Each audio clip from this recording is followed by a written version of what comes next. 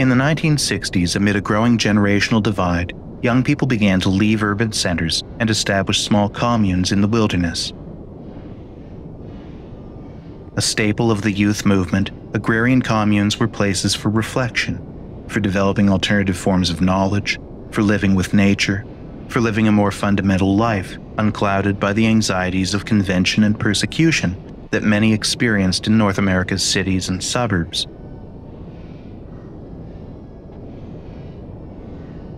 For many, such exile was an ultimate form of dropping out from mainstream Western capitalist society. The desire to go back to the land became an informal movement, guided by a mix of examples, from paperback agrarian fantasies to the experiential and harmonious lifestyle of the Zen Buddhist, to the practical, purposeful work of Stuart Brand's Whole Earth catalog.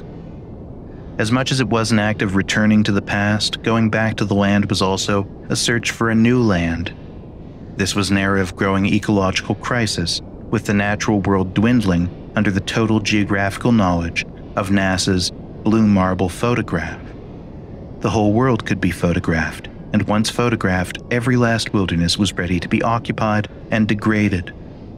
As inspired as it was by positive examples, the Back to the Land movement was likewise propelled by negative examples of what life in Western society was coming to mean, from the failure of urban renewal projects, to increasing agitation over the war in Vietnam, to the despair of the campus novel.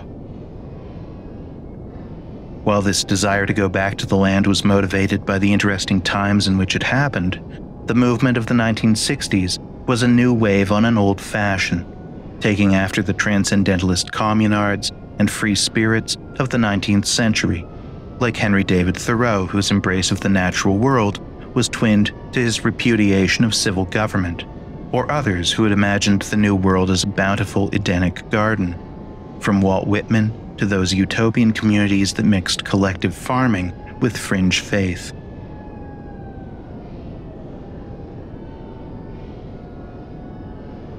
Canada had long been prey to similar fantasies among its settlers, realized vividly in Susanna Moody's memoir Roughing It in the Bush, on settler life in Upper Canada in the 1830s. Moody offers a portrait of Canada as a place of caution and hardship, inhospitable but worthy of the settlers' endurance. Hers was the prejudicial fantasy of a land in need of taming. This theme resonates when motion picture cameras arrive, in anticipation of the 20th century. It's in this spirit that in 1898, James Freer makes the first Canadian film, 10 Years in Manitoba, a record of farm life on the prairie. Moody's and Freer's projects were both about sending invitation back to the old world, an old world that was, invariably, one of white Europeans. In Moody's case, the invitation was, "Come if you dare." In Freer's case, "Come and thrive." Farley Mowat, the Canadian adventure novelist, saw the contested territory of the Canadian landscape as both a compelling setting and a cause, and his books feature Westerners whose forced immersion in the wild provokes lessons in survival and humility. By the 1960s, the popular conception of the Canadian landscape as an exotic frontier began to drift with a growing social awareness of the suffering of the land's first peoples. That frontier became a place of tragic resonances, of frightening colonial promises and debts. In 1972, a small commune formed at Buck Lake, an isolated patch of wilderness near Orillia, Ontario, founded by two skilled tradesmen who had met on a construction job. Those who came to Buck Lake participated in the development of a homestead, whether that meant digging a well or building a barn, or sharing in the daily rituals of cooking and cleaning. The communards lived together in an A-frame cottage. Co-founder Tom Bruyette, who built the A-frame on his family's land, began to bring up his partner, Anna Grano.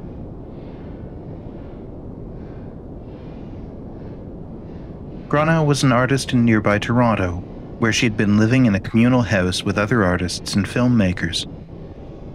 Some of her housemates would follow, many artists among them, forming a circle of friends whose stays at Buck Lake soon went from weekend visits to long bouts of full-time on-site living.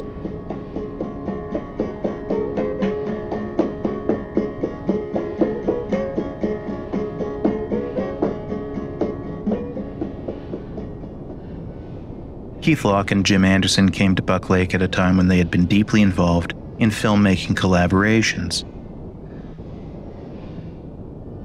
Locke had lived with Gronau in the communal house in Toronto, and he and Anderson had attended York University for filmmaking. But the men had been friends for longer than that. They began making films together in high school. By the time that they first visited Buck Lake, Locke and Anderson had already made several films, among them Arnold, a short dramatic character study, and Base Tranquility, an animated film depicting the moon landing.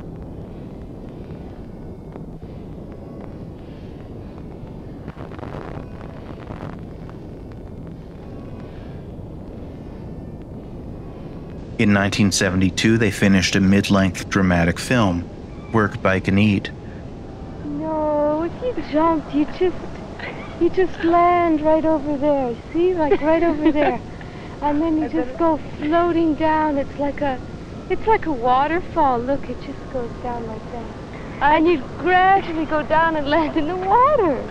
I'd rather just go straight and go kerplunk. Oh, it'd be much nicer to just float down gently like a bird or something. I don't know. I'd rather fall like a rock and just sort of splatter all over the bushes and the trees and everything. I think that. Hey, it's good. The film follows a character through a series of vignettes. Some scenes are dramatic, but many bear the fly-on-the-wall naturalism of cinema verité. When Keith Locke came to Buck Lake, he brought his camera, documenting the community over the course of 1973 and 1974.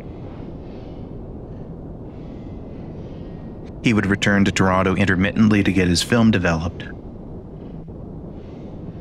In the time that he documented them, the Buck Lake residents were involved in farming practices, from the birthing of calves to the slaughter of pigs, sharing their days between an idyllic, meditative splendor, the hard labor of farming, the necessary rituals of rural living, and the building of infrastructure.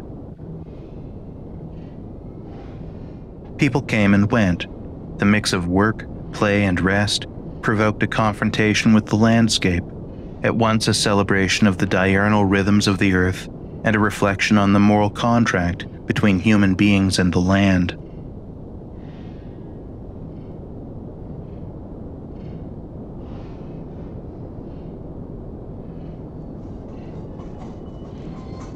When Locke finished the film, he gave it a title that reflected the transitions of the seasons, the concept of totality, and the inevitable renewal of spring. Everything, everywhere, again alive.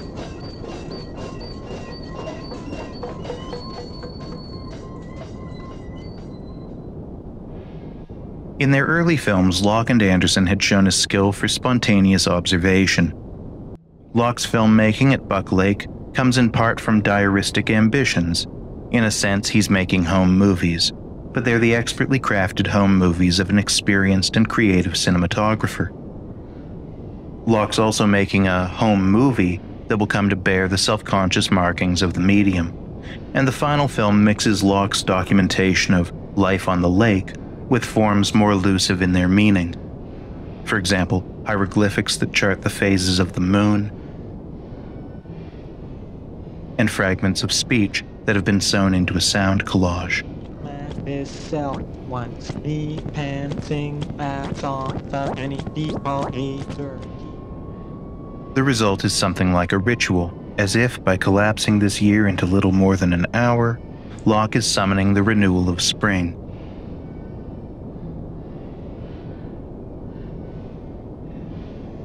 Everything Everywhere Again Alive is at once a social critique, demonstrating a way of life that many urbanites seeing it would recognize as being more vital than their own.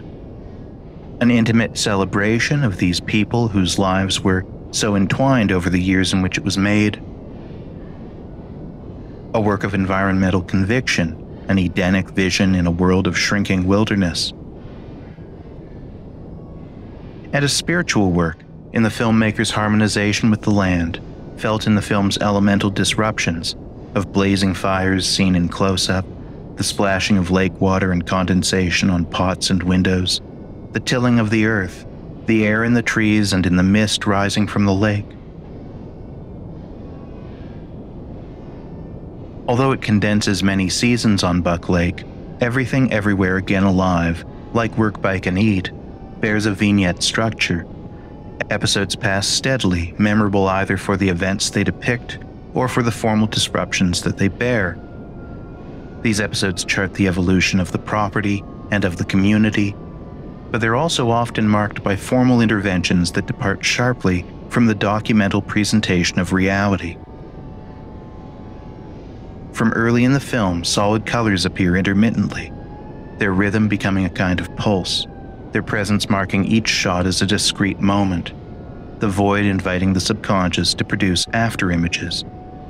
These interruptions are non-objective visual rests that space out events, but that also seem to bridge periods of waiting around in the wilderness, in the process becoming an allegory for that faint, meditative blankness. Elsewhere, Locke uses freeze frames to linger on images, another departure from documentation, holding on punch holes and other signs of mediation.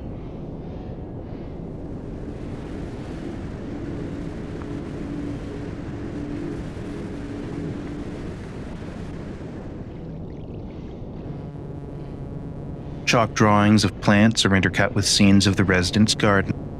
These images suggest a self-consciousness on the filmmaker's part, a contrast of the vitality of the living organism with his filmed record of it. The illustrations become one more degree removed from the image. Locke's approach reinforces these growing distances from the empirical experience of tending to these plants to the act of recording them, further still to the act of illustrating them.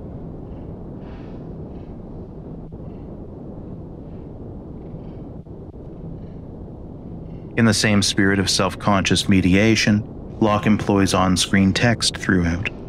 The texts vary from odes to the seasons, for example the opening declaration of the arrival of spring, to step-by-step instructions, as when the residents and their mentor go dowsing for a well.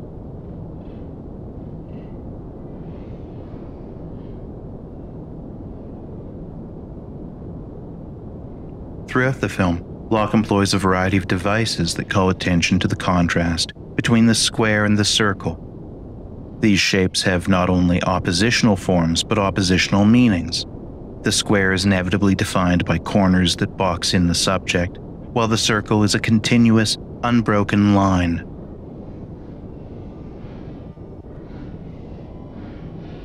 Locke's preoccupation with corners and circles becomes evident in the film, for example in this sequence in which the corners of the frame are numbered in a clockwise direction, suggesting both the linearity of the frame and the circularity of the clock face. In other passages, square brackets are superimposed over the image, drawing attention to Locke's framing in such a way that resembles the framing guides common to the interior of a camera eyepiece. The circle is present throughout, in a recurring dot that appears in the center of the frame.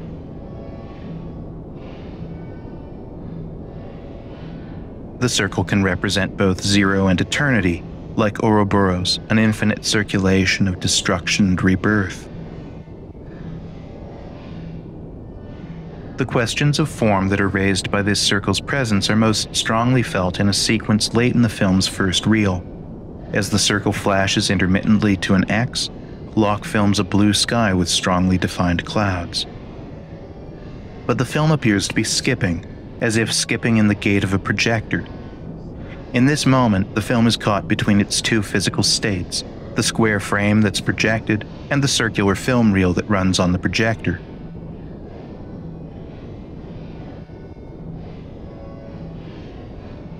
In the next shot, the tree-lined horizon of Buck Lake is fully rotated 90 degrees.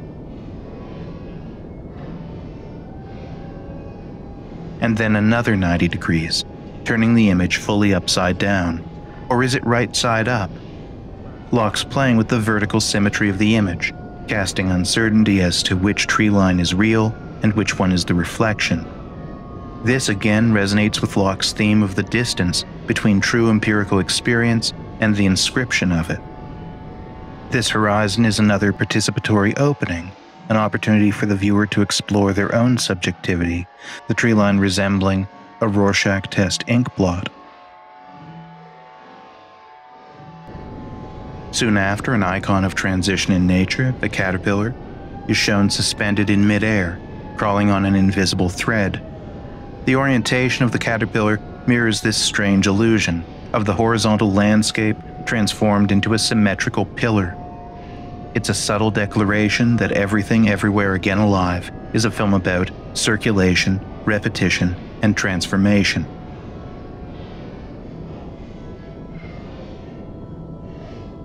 Northrop Frye proposed that the Canadian psyche was marked with a garrison mentality, formed from the forts that were once the centers of settler life, surrounded on all sides by the terrifying otherness of the frontier. And in these forts, communities were held together by a shared vision of the society they wished to build there, shared values, shared laws, shared boundaries that could stand in for the boundless fears vibrating on the dark horizons of the wilderness. For Frye, this was the origin of the dominant themes of Canadian literature, a posture of looking outward with fear and caution into the sublime of a vast, threatening landscape. The communards at Buck Lake experienced the wilderness in a markedly different way. Even against the hardships of nature, their path radiated optimism, openness, a receptive utopian sensibility. Like the first settlers, they're the other in this landscape, outsiders in a community where their unconventional lifestyle is occasionally met with suspicion.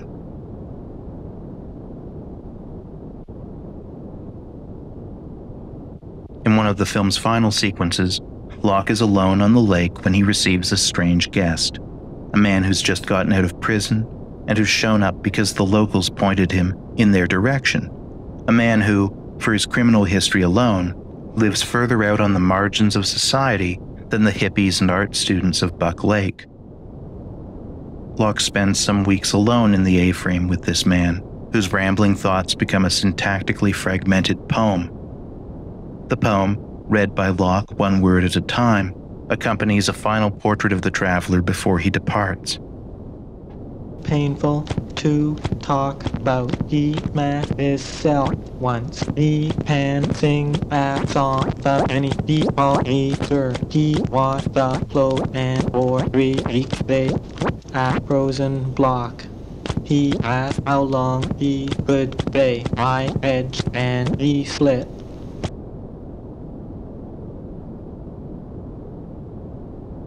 At Buck Lake, the challenges of frontier life, as they'd been perceived by Susanna Moody and James Freer, become the mad threat of chance. The residents navigate wounds and challenging terrain, but the greater threat is the suddenness of change. As when a tragedy strikes their neighbors, an elderly couple whose house burns down. Locke's habit of taking portraits has persisted throughout the film. A subject will pose for his camera and hold their pose as they would for a still camera. It's a gesture of holding time that makes Locke's portraiture distinctively totemic. In these moments, Locke relinquishes the overt dynamism of his camera work and embraces the possibility of the camera to produce mementos.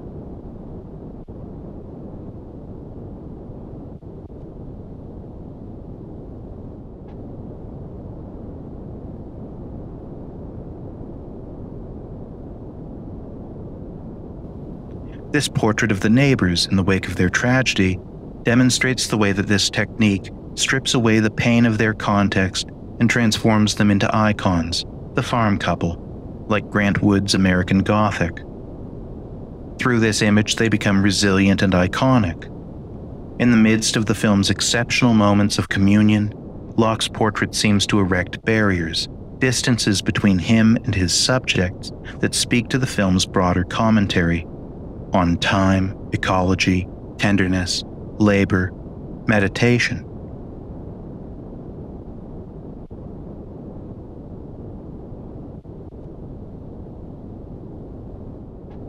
It's in this distance that the film fully departs from the home movie, the diary, the quotidian, and becomes symbolic and eternal.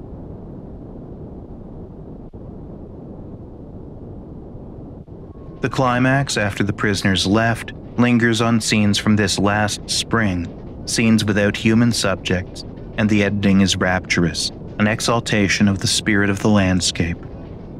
A sunless tree line turns to a reflection of the bright sun in the water, a final reconciliation of sky and earth. This Eden remains a dense and overgrown landscape, for it was never their role to tame it. In one final self-conscious gesture, Keith Locke reminds that this is not a wilderness, but a record of it, as the final frames flash an instruction.